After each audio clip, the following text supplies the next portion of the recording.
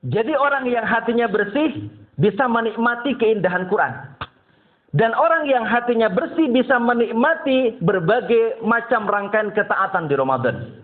Salat tarawihnya, zikirnya, ya doanya, Masya Allah. Jadi semua kebaikan yang dilakukan itu terasa nikmat dan terasa indah. Jadi orang yang hatinya bersih bisa menikmati Quran dan bisa menikmati berbagai macam ibadah yang dilakukan.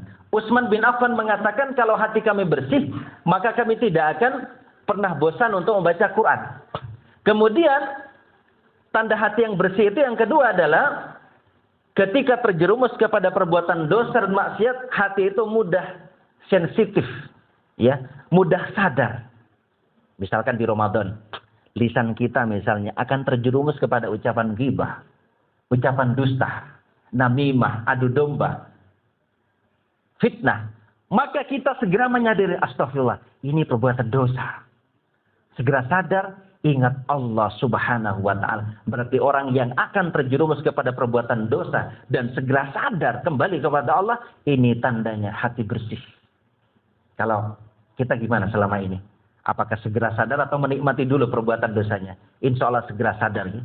Buktinya Ramadan tahun lalu ya tidak sampai melebar ke halaman. Sekarang Masya Allah. Ini menandakan bahwa kita bergembira menyambut bulan suci Ramadan. Semoga istiqomah.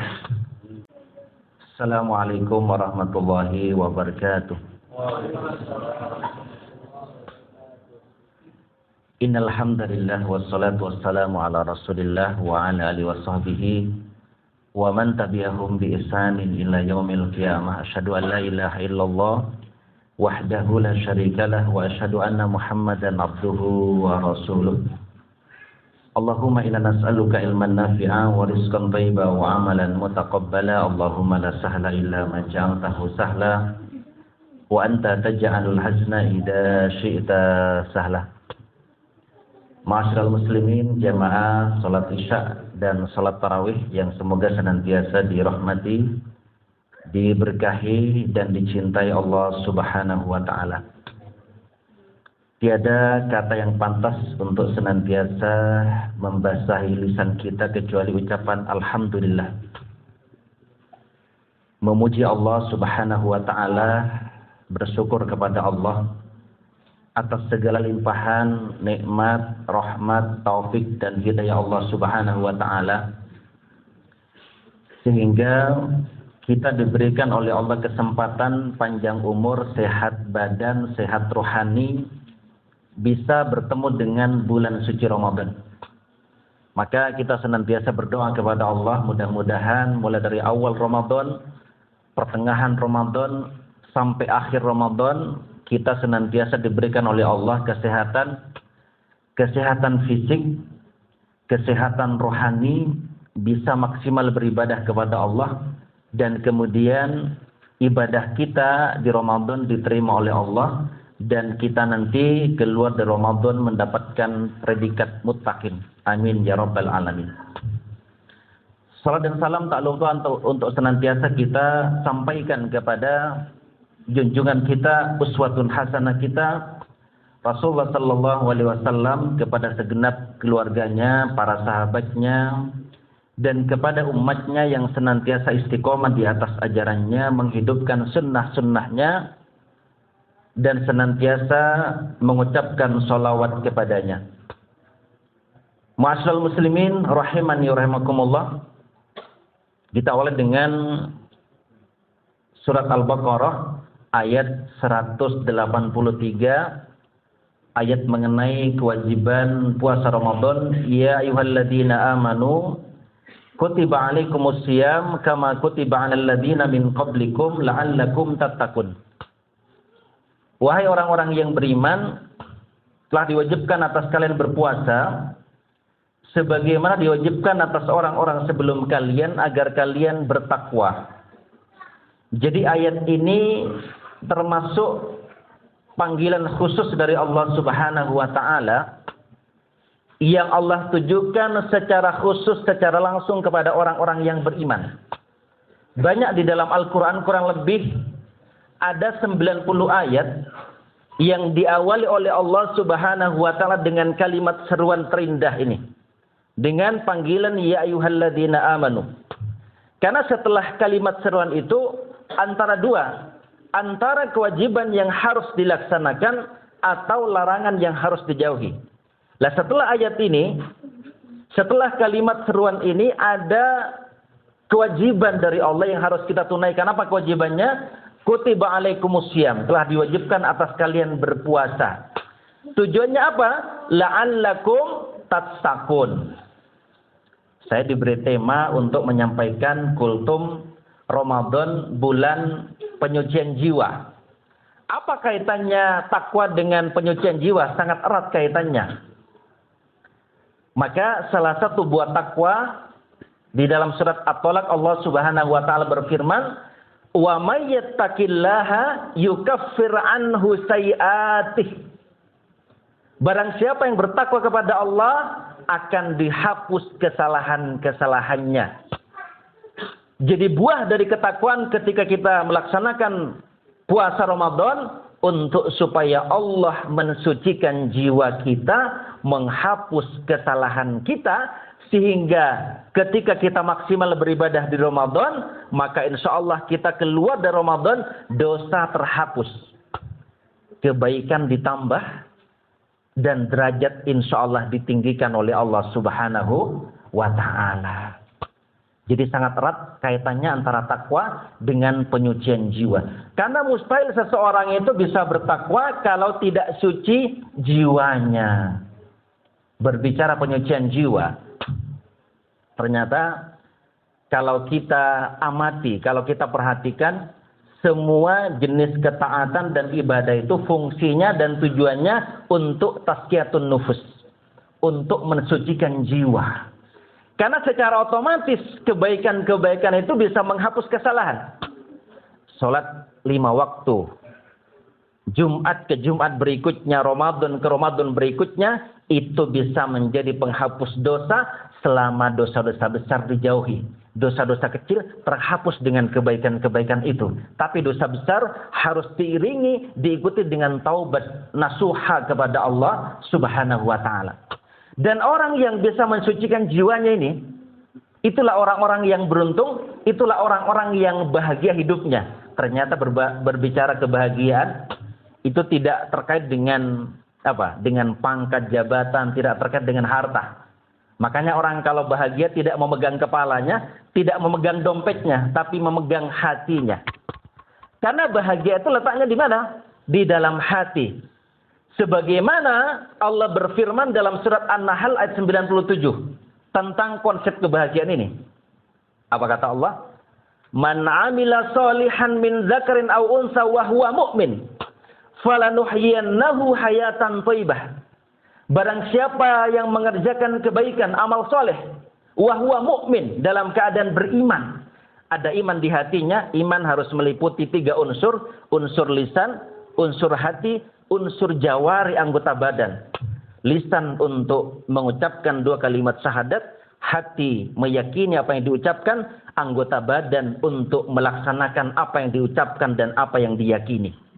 Dalam keadaan beriman, apa kata Allah? Falanuhyiyannahu hayatan thayyibah. Maka akan kami berikan kepadanya kehidupan yang baik. Ibnu Abbas mengutip ayat ini. Yang dimaksud dengan hayatan thayyibah, kata beliau, yang dimaksud dengan kehidupan yang baik, hayatus sa'idah, kehidupan yang bahagia. Dan kebahagiaan itu, kata Ibnu Abbas, perasaan yang Allah letakkan, yang Allah masukkan ke dalam hati hamba-hamba yang soleh. Meskipun hamba yang soleh itu berada pada kesempitan dan kesulitan hidup. Ternyata konsep bahagia itu sederhana. Beramal soleh, menyandang iman, insya Allah bahagia. Apapun status sosialnya, bagaimanapun kondisi fisiknya, bagaimanapun keadaan rumahnya, tidak Allah lihat fisik kita, harta kita, jabatan dan pangkat kita, tapi Allah lihat hati. Sebagaimana Allah ketika melihat hambanya, innallaha la yanzuru ila suwarikum wala ila amwalikum walakin yanzuru ila qulubikum wa a'malikum. Allah ketika melihat hambanya tidak melihat kepada penampilan fisiknya, tidak melihat kepada hartanya, Tapi Allah melihat kepada hati dan amal. Masya Allah. Jadi ketika hati kita ini bersih, hati kita ini kemudian menjadi hati yang bergembira dengan kabar gembira dari Allah berupa datangnya bulan Ramadan. Masya Allah. Yang nampak apa? Yang nampak adalah lisan yang selalu berzikir. Ternyata hati itu bisa dilihat dari unsur-unsur dohir manusia. Sederhana sekali. Kalau ada orang murah tersenyum, ya mudah tersenyum, murah senyum, insya Allah hatinya bersih. Maka harus sering tersenyum.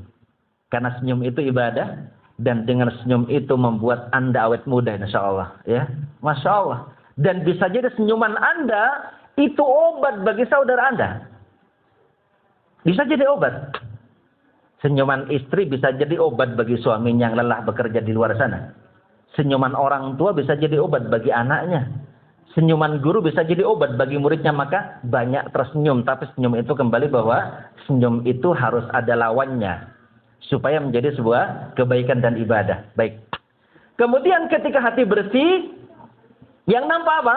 Lisan yang selalu berzikir kepada Allah. Masya Allah. Ternyata lisan yang senantiasa basah dengan zikrullah itu buah daripada jiwa yang suci. Buah daripada jiwa yang bersih. Karena hati itu seperti teko. Jadi teko itu akan mengeluarkan isinya. Hati yang bersih, yang nampak dari raut mukanya adalah sesuatu yang baik. Yang terucap adalah ucapan-ucapan yang baik. Ucapan mengandung doa, ucapan kebaikan, mengandung zikir. Dan yang nampak adalah akhlak yang mulia. Perbuatannya, Masya Allah, mengagumkan. Ya, akhlaknya mulia. Ibadahnya Masya Allah luar biasa. Semangat di dalam beribadah kepada Allah Subhanahu wa Ta'ala. Baik, kita lihat mengenai jiwa yang suci tadi, jiwa yang bersih tadi. Allah berfirman mulai dalam surah Al-Asyams ayat 7 sampai ayat 9. Wa nafsi wa ma sawwaha fa'alhamaha fujuraha wa taqwaha qad aflaha man zakkaha wa qad khaba man dassaha. Demi jiwa serta penyucian, demi jiwa serta penyempurnaan ciptaannya, maka dia mengilhamkan kepadanya jalan kejahatan dan ketakwaannya. Jadi Allah mengilhamkan ke dalam jiwa manusia itu jalan kejahatan dan ketakwaan. Makanya ada orang yang kemudian berbuat jahat. Karena itu adalah apa? Faktor dari jiwanya. Tapi Allah juga mengilhamkan jalan ketakwaan. Maka barang siapa memilih jalan fujur, jalan kejahatan, maka akan mendapatkan kerugian, kecelakaan. Tapi orang yang memilih jalan takwa, insya Allah selamat. Sungguh beruntung orang yang menyucikan jiwa itu. Masya Allah, jadi keberuntungan besar. Kesuksesan manusia, ya, mulai dari kehidupan dunia hingga akhirat, tergantung bagaimana ia bisa membawa jiwanya, bisa menyucikan jiwanya. Kalau dia bisa menyucikan jiwanya, membersihkan dari pengotor-pengotor hati, maka insya Allah akan selamat. Bahagia hidupnya. Selamat dia di akhirat. Yauma la yanfa'u malu wala banun illa man atallaha biqalbin salim. Pada hari di mana harta tidak lagi bermanfaat. Harta dan anak-anak tidak lagi bermanfaat. Kecuali orang-orang yang datang menghadap Allah membawa hati yang bersih. Ini dalam kehidupan akhirat ternyata wajah kita tidak lagi dilihat Allah. Berapa jumlah harta kita tidak lagi diperhatikan Allah. Berapa anak kita tidak lagi dilihat Allah. Yang Allah lihat orang yang datang menghadap Allah membawa hati yang salim. Hati yang bersih dari segala penyakit-penyakit hati. Hati yang bersih dari segala noda-noda dosa dan maksiat. Jadi Ramadan mendidik kita untuk bagaimana kita memiliki jiwa-jiwa yang taat kepada Allah, jiwa-jiwa yang bersih. Maka untuk melihat dan untuk mengetahui tanda bersihnya hati itu mudah sekali. Satu, dengan Quran. Kalau ada orang menikmati Quran, menandakan hatinya bersih. Sudah berapa juz mas malam pertama? Bacaan Qurannya? Tembus 3 juz? Masih penyesuaian Ustadz gitu ya. Jadi orang yang hatinya bersih bisa menikmati keindahan Quran. Dan orang yang hatinya bersih bisa menikmati berbagai macam rangkaian ketaatan di Ramadan. Salat tarawihnya, zikirnya, ya doanya, Masya Allah. Jadi semua kebaikan yang dilakukan itu terasa nikmat dan terasa indah. Jadi orang yang hatinya bersih bisa menikmati Quran dan bisa menikmati berbagai macam ibadah yang dilakukan. Utsman bin Affan mengatakan, kalau hati kami bersih, maka kami tidak akan pernah bosan untuk membaca Quran. Kemudian tanda hati yang bersih itu yang kedua adalah ketika terjerumus kepada perbuatan dosa dan maksiat, hati itu mudah sensitif, ya, mudah sadar. Misalkan di Ramadan, lisan kita misalnya akan terjerumus kepada ucapan ghibah, ucapan dusta, namimah, adu domba, fitnah. Maka kita segera menyadari, astagfirullah, ini perbuatan dosa. Segera sadar, ingat Allah Subhanahu wa ta'ala. Berarti orang yang akan terjerumus kepada perbuatan dosa dan segera sadar kembali kepada Allah, ini tandanya hati bersih. Kalau kita gimana selama ini? Apakah segera sadar atau menikmati dulu perbuatan dosanya? Insya Allah segera sadar. Ya. Buktinya Ramadan tahun lalu ya tidak sampai melebar ke halaman. Sekarang Masya Allah. Ini menandakan bahwa kita bergembira menyambut bulan suci Ramadan. Semoga istiqomah sampai akhir Ramadan. Karena istiqomah itu mengantarkan kepada husnul khotimah. Insya Allah kita semua nanti meraih derajat takwa, mati dalam keadaan husnul khotimah, dan masuk ke dalam surga. Pintunya khusus namanya Ar-Rayyan. Insya Allah, amin ya rabbal alamin. Demikian, terima kasih. Mohon maaf apabila ada kesalahan dan kekhilafan. Barakallahu fikum. Subhanakallahumma bihamdika asyhadu an la ilaha illa anta astaghfiruka wa atubu ilaik. Assalamualaikum warahmatullahi wabarakatuh.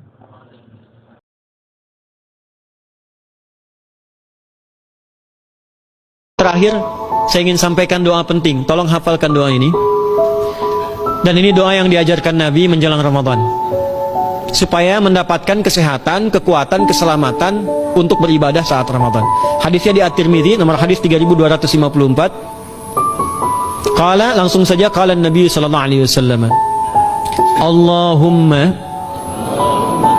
ahillahu alaina bil yumni wal iman was salamati wal islam rabbi wa rabbukallah. Nah, itu tolong nanti dihafalkan. Tadi sudah direkam, dibimbing. Nanti ketika ditetapkan masuk awal Ramadan, bacakan itu. Ya Allah, anugerahkan awal Ramadan kepada kami dengan ketenangan, kedamaian, kekuatan iman, keselamatan, sehat, enggak sakit. Bismillah, alhamdulillah, salatu wassalamu ala rasulillah wa alihi wa sahbihi wa man walah wa la hawla wa la quwwata illa billah wa ba'du. Kita lanjutkan. Wa ma mana'an nas ay yu'minu iz ja'ahumul huda wa yastaghfiru rabbahum illa an ta'tiyahum sunnatul awwalin aw ya'tiyahumul 'adzabu qubula.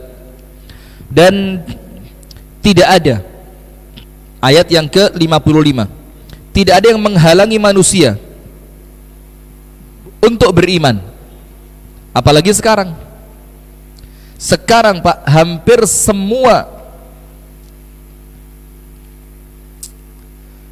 perkara-perkara yang zaman dulu tidak terbuka dari Al-Quran, sekarang terbuka. Gunung api di bawah laut, ada enggak? Ada. Al-Quran sudah ngomong. Zaman orang belum ngerti bagaimana nyelam sampai dasar laut. Kemudian laut yang terpisah, sini asin, sini tawar. Kemudian sungai yang mengalir di bawah laut dan airnya tawar. Ya apa ini? Jadi laut di bawahnya laut, di dasarnya ada sungai dan airnya apa? Tawar. Quran sudah ngomong. Apalagi? Terus macam-macam sudah. Seperti orang yang tidak bisa nafas, ka'annahu yas'adu fis sama, seperti orang yang naik ke langit yang tidak bisa bernapas. Ternyata betul dalam Al-Quran. Orang itu semakin dia menjauhi bumi, kadar oksigen semakin menipis. Subhanallah. Maka artinya sekarang tidak ada yang bikin manusia itu tidak mau beriman. Idz ja'ahumul huda, ketika datang petunjuk kepada mereka, wa yastaghfiru rabbahum, dan kenapa mereka tidak mau istighfar? Nah, ini masalah ini. Ini saya berhenti sampai sini sebentar. Saya kasih tahu. Ini di antara talbis iblis. Talbis iblis itu apa? Apa bahasanya itu, siasatnya iblis atau apa caranya iblis untuk menyesatkan manusia. Itu apa? Iblis menjadikan manusia merasa tidak pantas beristighfar karena tikror az-dzunub, karena terulangnya dosa. Kan begini, kita berdosa, istighfar kan, insya Allah biiznillah diampuni. Kita melakukan dosa besar, istighfar, tobat, insya Allah tobatnya oleh Allah diterima. Terus terulang, terus terulang, terus terulang, sampai setan itu menjadikan kita merasa tidak pantas minta ampun, sehingga kita merasa malu sama Allah. Masa baru minggu lalu tobat, sekarang kumat. Akhirnya dia dengar pengajian, tobat lagi dia. Tidak sampai seminggu 4 hari kumat. Ini yang biasa ngerokok-ngerokok juga ini. Mandek aku ngerokok, asli mandek, sorawo, pokok mandek, mandek. Sudah sebulan 2 bulan alhamdulillah lancar. Masuk bulan keempat, jalan-jalan sama temennya, Pare, Pekalongan, Manten, mandek di rest area, temennya pesen kopi kental. Apa ada singkatannya itu, legi kental, kopi apa? Bukan, giras, legilan keras. Oh, kopi giras. Sudah temennya nyeruput surup, rokoknya sudah dup. Wah, ini mulai goyah ini. Aduh. Akhirnya apa? Siji. Kate narik wis krasa dosa. Bismillah lah. Wong ulama bilang maksimal makruh kok. Saya ngomong haram-haram itu Wahabi itu ya. Sudah maksimal makruh ini. Wena. Akhirnya hilang tobatin. Setelah itu dia oleh setan dibikin apa? Wes tala terus noae gak iso leren, karuan timbang kisinan, mandek kumat, karuan apa? Terus nong. Padahal kemampuan yang menjadikan kita bisa berhenti merokok itu petunjuk dari Allah. Kalau ndak ditangkep ya ucul. Itulah makanya setan itu menjadikan orang yang mengulangi dosa yang sama kesekian kali, setan bikin dia merasa Allah ndak akan ngampuni kamu. Nah, maka sama Allah ditanya di sini, apa yang menjadikan kalian tidak beriman dan menjadikan kalian tidak mau beristighfar? Illa, kecuali sebabnya cuma ini, an ta'tiyahum sunnatul awwalina aw ya'tiyahumul adzabu qubula, kecuali mereka kepingin dapat azab seperti umat zaman dahulu, seperti kaumnya Nabi Nuh, seperti kaumnya Nabi Syuaib, seperti kaumnya Nabi Lut. Wih, hati-hati lo kampung Inggris, hati-hati lo. Mana yang ngekos di kampung Inggris? Pak Guru tanggung jawab, Pak Hasim, siapa lagi? Mana ketua RT-nya? Ada Pak RT, Pak RT biasa ngaji juga kan? Pak RT, Pak RW, mana? Pak RW tanggung jawab lu. Oh, mana ada kos-kosan jam-jaman itu lo belajar bahasa Inggris jadi. Bahasa Inggris apa jam-jaman itu? Yes no ya. La haula wala quwata illa billah. Nanti diajari sama Pak Pugu insyaallah in English. Nah, sudah. Maka dibilang tidak ada yang menghalangi mereka. Hidayah ada, Al-Quran jelas, dalil jelas. Kenapa tetap tidak mau beriman? Maka karena mereka sombong, ngenteni diazab. Nunggu apa? Diazab. Dikatakan di sini, yukhbiru ta'ala an tamuruddil kafarati fi qadimiz zamani wa hadithihi. Allah menyebutkan tentang pembangkangan orang kafir zaman dulu dan zaman sekarang. Ternyata polanya sama. Polanya apa? Sama.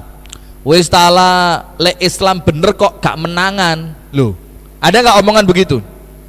Wis ta'ala le sampean iku bener kok gak ditolong mbek Gusti Allah. Le aku salah kok aku seneng ae uripku. Yo kerjaan lancar, awak seger, waras. Ada gak yang ngomong begitu? Lah, ya ini sudah. Mereka cuma nunggu apa? Nunggu azab. Wa takdzibihim bil haqqi al bayyin al zahiri ma'a ma yushahiduna min al ayati wal athari wad dilalati al wadhihah. Dalam keadaan mereka sudah lihat ayatnya jelas, dalilnya jelas, Qur'annya, hadisnya, keadaan umat zaman dulu semuanya jelas. Tapi kenapa mereka tidak mau beriman? Annahu mana'ahum min ittiba'i dzalika illa talabuhum an yushahidu al-'adzab alladhi wu'idu bihi ayanan. Karena apa? Mereka tidak akan beriman sampai mereka kepingin ngelihat azab itu dengan mata kepalanya. Coba lihat, perhatikan. Insya Allah semuanya tahu hadisnya. Orang beriman tidak akan terjatuh pada lubang yang sama berapa kali? Berapa kali? 2. Tapi ingat, untuk belajar apa perlu jatuh dulu? Enggak. Bagaimana caranya? Belajar dari orang yang pernah jatuh, supaya Anda tidak jatuh pada lubang yang sama, sehingga ketika ada orang yang bersalah, untuk dia itu kesalahan, untuk Anda dalam tanda kutip nikmat. Ingat loh ya, dalam tanda kutip. Apa nikmatnya? Allah ngasih contoh, bukan panjenengan yang dijadikan contoh. Nah, maka mereka cuma kepingin melihat azab itu secara kasat mata.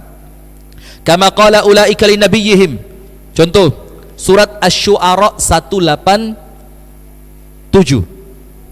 Mereka mengatakan apa? Fa asqit 'alaina qisafan minas samaa'i in kunta minas shadiqin. Ada umat ngomong sama nabinya, wis tak lagi ini aja nabi, enggak usah ngotot. Kalau kamu benar, mintalah kepada Allah untuk menurunkan dari langit gumpalan kepada kami. Coba nantang enggak ini? Jadi kalau kamu benar, tidak usah baca ayat lah, tidak usah baca dalil, tidak usah menceritakan kisah zaman dulu. Gini aja wis, Allah suruh ngirim azab, selesai. Coba bayangin sampai seperti itu keberanian mereka. Dan zaman sekarang banyak. Atau surat Al-Ankabut ayat 29. I'tina bi'adzabillahi in kunta minas shadiqin. Orang kafir bilang apa? Datangkan azab kalau kamu benar. Ayo wis, lek sampean bener, datangkan apa? Azab. Al-Ankabut 29. Atau dalam surat Al-Anfal ayat 32. Allahumma in kana hadha huwal haqqu min 'indik fa amtir 'alaina hijaratan minas sama' aw i'tina bi'adzabin alim. Ya Allah, kalau yang diomongkan nabi ini benar, maka hujani kami dengan hujan azab, dengan hujan batu, atau datangkan azab kepada kami. Jadi nantang ini. Orang apa ini? Nantang. Dalam surat yang lain, dalam surat Al-Hijr ayat 6 dan 7. Wa qalu ya ayyuhalladzi nuzzila alaihi dzikru innaka lamajnun. Kamu Muhammad yang Al-Qur'an turun kepadamu, innaka lamajnun, kamu itu apa? Majnun. Enggak waras. Lau ma ta'tina bil malaikati in kunta minas shadiqin. Kalau kamu benar, coba turunkan kepada kami malaikat. Kami pengen lihat siapa? Malaikat. Atau ibarah yang lain. Ketika mereka protes, lawang nabi kok ke pasar? Ada nggak ayat itu? Wa yamshi fil aswaq. Luk nabi kok melbu? Ngawur kamu ini, bohong kamu ini. Nah, itu penolakan saja. Karena tadi apa? Mereka suka mendebat. Penutup, illa an ta'tiyahum sunnatul awwalin, kecuali karena mereka bang hanya ingin mendatangkan azab, kepingin ngelihat azab. Au ya'tiyahumul azabu qubulat, atau mereka kepingin ngelihat azab itu dengan mata mereka sendiri. Penutup, wa ma nursilul mursalina illa mubasysyirina wa mundzirin, dan tidaklah kami kirimkan seorang nabi kecuali memberi berita gembira dan memberi peringatan. Berita gembira kepada orang yang taat, peringatan kepada orang yang membangkang. Kemudian Allah menjelaskan bahwasannya orang kafir yujadiluna bil batil, mereka mendebat kita dengan apa? Kebatilan. Jadi orang kafir itu kalau debat sama kita, itu mesti tidak punya dalil, mesti tidak punya argumentasi. Itulah kenapa diperintahkan menjauhi debat, karena pasti tidak punya argumentasi. Kemudian liyud'ifu bihi, untuk melemahkan kebenaran dengan kebatilan yang mereka bawa. Wattakhadhu ayati wa ma unziru huzwa, dan mereka menjadikan ayat-ayatku dan peringatanku sebagai bahan ejekan, olokan, serta permainan. Nah, artinya apa yang kita ambil? Ada dua perkara. Nomor satu, kalau sudah Allah dan Rasulnya yang menetapkan, jangan banyak didebat. Yang kedua, tidak ada jalan keselamatan kecuali dengan mengikuti apa yang Allah turunkan dan Nabi Muhammad contohkan. Barakallahu fikum. Ini menjelang bulan Ramadan ya. Abdullah bin Mas'ud mengatakan ketika ditanya oleh salah seorang tabi'in, kaifa halukum listiqbali Ramadan? Abdullah bin Mas'ud, bagaimana sih keadaan para sahabat Nabi untuk ketemu bulan Ramadan? Persiapannya apa? Apa kata Abdullah bin Mas'ud? Ma ahadun minna yajra an yastaqbila Ramadan wa fi qalbihi syahna. Tidak seorang pun di antara kami berani masuk bulan Ramadan di dalam hatinya masih menyimpan kebencian. Nah ini loh, bukan sunnah maaf-maafan, bukan. Tapi kemudian kalau memang salah, yo lazimnya minta maaf, karena kita mau ketemu bulan yang penuh berkah, supaya keberkahannya, rahmatnya, ampunannya tidak terhalang dari kita. Maka saya ucapkan kepada jamaah sekalian, wabil khusus kepada takmir Masjid Al-Itqan Yayasan 4 Mei Kecamatan Paring, apabila ada, bukan ada ya, banyak kesalahan dari kami, ucapan-ucapan yang kurang berkenan, bercanda atau guyonan yang keterlaluan, atau beberapa kali tidak datang pengajian. Mana Pak Mas Hudi hilang? Atau beberapa kali tidak datang pengajian, kami mohon dibukakan pintu maaf yang sebesar-besarnya. Tapi satu yang kami yakinkan, kalau saya tidak datang berarti ada uzur. Tidak mungkin saya tidak datang karena males, saya tidak datang gara-gara itu, tidak mungkin. Karena salah satu ciri orang beriman itu al-mu'min ala syurutihi. Orang beriman itu senantiasa sesuai dengan perjanjiannya. Maka jangan khawatir, pokoknya kalau saya tidak datang ya berarti panjenengan doain aja, mudah-mudahan sehat walafiat, panjang umur, tidak ada kekurangan. Maka saya mohon maaf, dan insya Allah kita semua ketemu Ramadan dalam keadaan salimin, sehat walafiat, ghanimin, memanfaatkan Ramadan dalam keadaan ibadah yang kuat, faizin, dan keluar dari bulan Ramadan dalam keadaan menjadi pemenang. Amin ya rabbal alamin. Subhanakallahumma wa bihamdika asyhadu an la ilaha illa anta astaghfiruka wa atubu ilaik. Assalamualaikum warahmatullahi wabarakatuh.